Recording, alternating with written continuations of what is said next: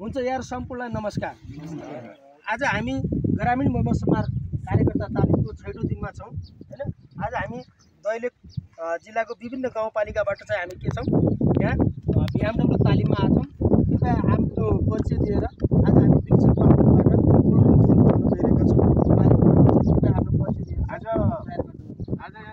हाम्रो बुलास गाउँपालिकाको वडा नम्बर 8 मा हाम्रो धरमपोखरामा आज हाम्रो बिएमडब्ल्यूको हाम्रो खानेपानीको तालिम हुँदैछ। त्यसमा आज 6औं दिनमा हाम्रो तालिम गर्दा गर्दा हामी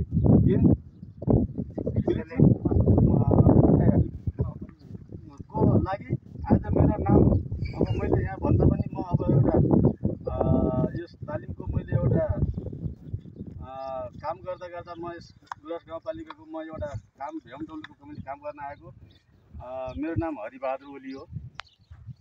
यसमा मैले अब हामीले काम गर्दा सिक्दा यो पाउडरको हामीले यो आज तपाईँ कति घनमिटर 2 घनमिटरको हामीले 2 घनमिटरको हजुर ल अब 2 घनमिटरमा चाहिँ अब तपाईँ कति हाल्नुहुन्छ? ब्लिचिङ पाउडर खोलेर ब्लिचिङ पाउडर 2 घनमिटरमा हामीले मापन गर्नुहोस् त।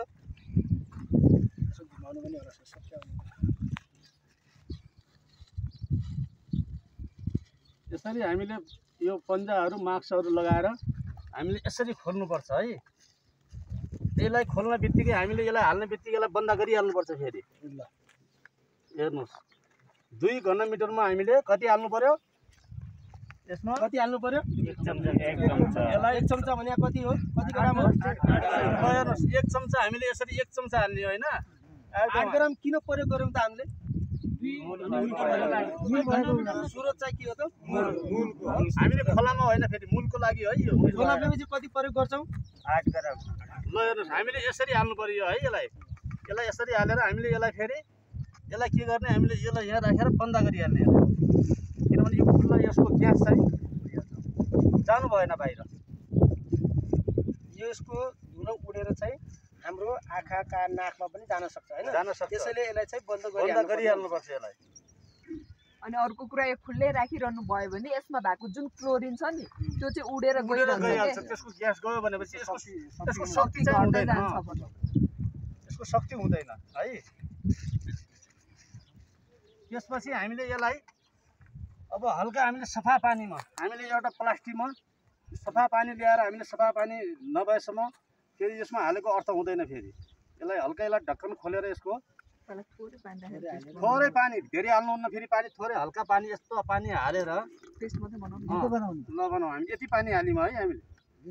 अब यसमा हामीले यो हामीले काठकै प्रयोग गर्नुपर्छ। फेरि हामीले फलामको कुनै चिजहरू हामीले धातुहरू यसमा मिक्स हुनु भएन यसलाई। त्यसपछि हामीले यसलाई यसरी घोल्ने। हेर्नुहोस्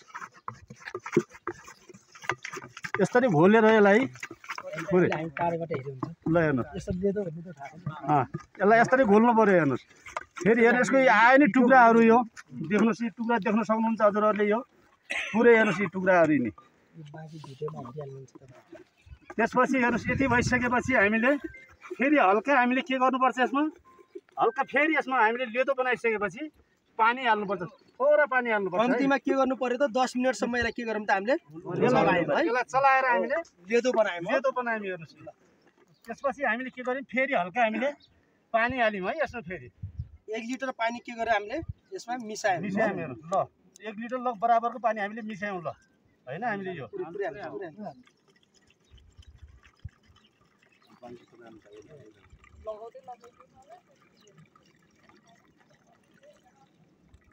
ल हामीले पुरै यो पानी हाल्यौँ है। अब यसलाई हामीले के गर्छौँ त फेरि यसलाई फेरि हामीले यही औजारले हामीले फेरि यसलाई हामीले यसलाई चलाउँछौँ है। यसले मजाले कति मिनेटसम्म चलाउने भन्यौँ? कम्तीमा 10 मिनेट चाहिँ यसलाई हामीले चलाएकै हुनुपर्छ है। यसलाई हामीले 10 मिनेट हामीले यसलाई चलाएन भने हुँदैन। त्यसपछि हामीले यसलाई 10 मिनेट हामीले यसलाई चलाइसकेपछि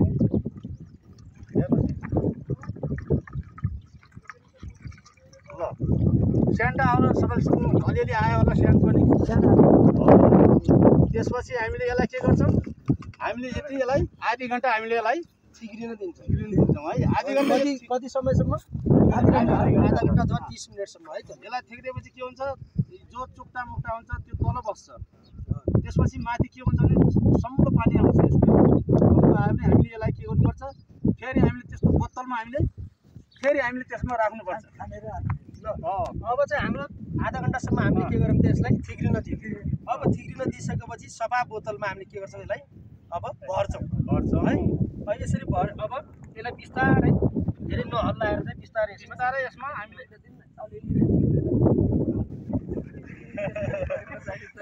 पानी कस्तो छ भने थाहा नहोला।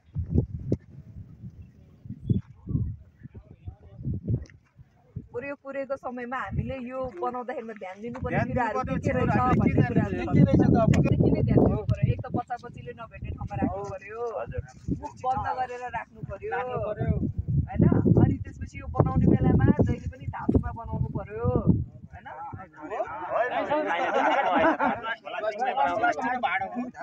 धातुको प्रयोग गर्न भएन, प्लास्टिकको भाँडा काठहरू चाहिँ प्रयोग गर्नु पर्यो।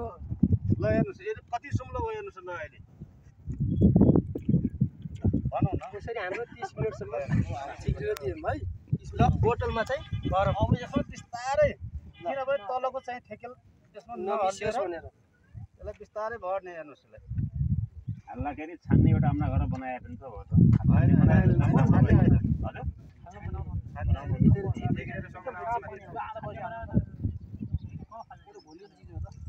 हमेसा यसमै काम आउने हो। यसलाई कहिले पनि तपाईँहरू बुझ्नु होला, मास्क र यो चाहिँ यो लगाउनु चाहिँ नभुल्नु होला। यसले किनभने आँखाको पनि यसले भोलि पनि यसले यसको ग्यासले गर्दाखेरि आँखाको रसनलाई पनि यसले यसरी हल्लाएर यसलाई अब यो थिग्रिएकोलाई हामीले यो क्लोरिन झोल बनाएको यो थिग्रिएको यो हाम्रो यो चुराहरूलाई फोहोरलाई हामीले यस्तो गरी यहाँ यसलाई फालेर हामीले माथिबाट यसलाई माटोले पुर्दिने पनि केही चिज वस्तुहरूले पनि यसलाई नकोट्याएको छ। यसलाई 24 घन्टासम्म यो माटोभित्र भएपछि त्यसपछि यसले असर गर्दैन। यसले ल हिँड्नुहोस् त अब गोल लाग्नु छ सबैजना।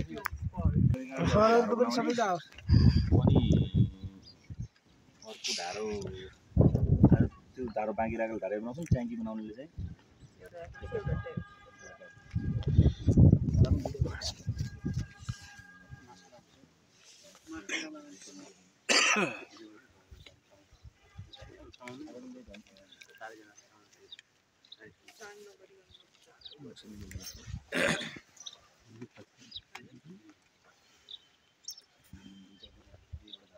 मास लाने मास